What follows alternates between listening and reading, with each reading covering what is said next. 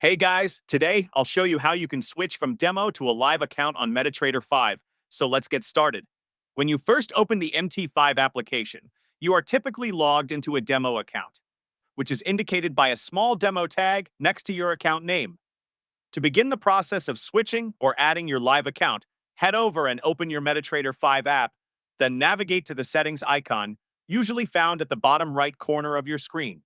From the settings menu, you will see your current account details displayed at the top.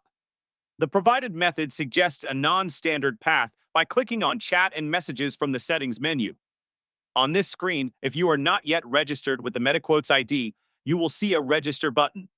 Click on it to start creating a new registration by setting up a unique login credential and providing your email address, or by signing up using your Apple account.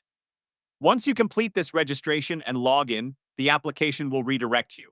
However, to access your actual live trading account, you will need to go back to settings $new account or the plus sign and search for your specific broker's name, then input the live account login and password that your broker provided.